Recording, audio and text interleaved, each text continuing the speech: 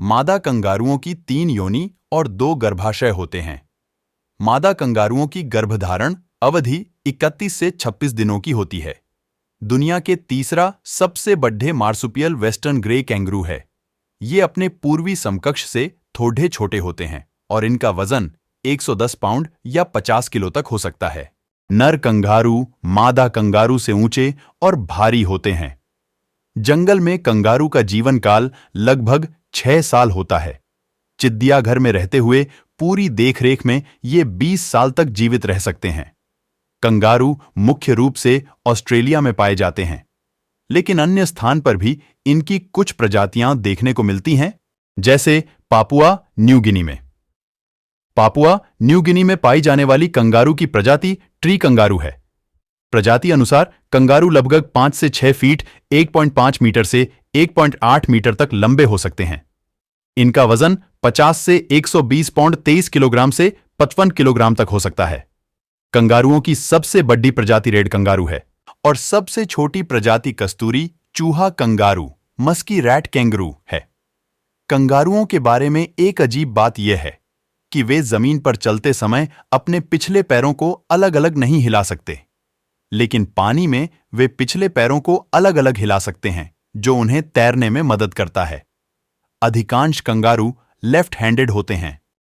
कंगारुओं की दृष्टि कमजोर होती है। जन्म उपरांत उनमें से कई पूर्णतः अंधे होते हैं। माना जाता है कि यह अंधापन आनुवंशिक होता है। आपको जानकर हैरानी होगी, कंगारू जमीन पर चलने के साथ साथ पानी में तैर भी सकते हैं। क्या आप जानते हैं, कंगारू अपने सर को घुमाए बिना अपने कानों को किसी भी दिशा में घुमा सकते हैं, अर्थात इन्हें अपने कानों को किसी भी दिशा में घुमाने के लिए सिर को घुमाने की जरूरत नहीं होती। क्या आप जानते हैं, कंगारू का गर्भकाल बेहद छोटा होता है और यह मात्र 30 से 35 दिनों का ही होता है, परंतु इतने छोटे गर्भकाल के कारण कंगारू का बच्चा पूर्ण रूप से विकसित नहीं हो पाता और यह अपनी मां के पेट पर बनी थैली में पहुंच जाता है और यहीं से यह बच्चा पूर्ण रूप से विकसित होना शुरू होता है। क्या आप जानते हैं, कंगारुओं का एक 5वां पैर भी होता है। उदाहरण के तौर पर कंगारुओं की पूंछ इतनी शक्तिशाली होती है कि यह सिर्फ अपनी पूंछ पर अपना सारा वजन डाल सकते हैं और यह पूंछ इनके 5वें पैर का काम करती है।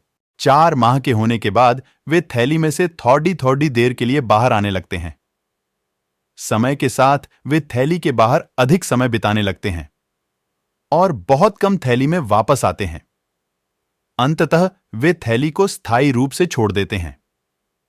बच्चे को जन्म देने के उपरांत मादा कंगारू पुनः गर्भवती हो सकती है, लेकिन इस बार दूसरा बच्चा तब तक गर्भ से बाहर नहीं आता जब तक पहला बच्चा मां की थैली न छोड़ रख दे। इस तरह गर्भावस्था को टालने की इस प्रक्रिया को एम्ब्रियोनिक डायापॉज कहा जाता है। नर कंगारू लगभग 2 वर्ष की आयु में अपनी मां की थैली छोड़ देते हैं, जबकि मादा कंगारू दुगुने समय तक थैली में रहती है। कंगारुओं के बच्चे को जॉय के नाम से जाना जाता है। कंगारुओं के पैरों के नाखून काफी तेज होते हैं।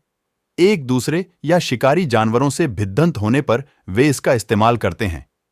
कंगारू अपने शरीर को पूरा घुमाए बिना ही आवाज की दिशा में अपने कान मोड़ सकते हैं। कंगारू समूह में रहने वाले जीव है।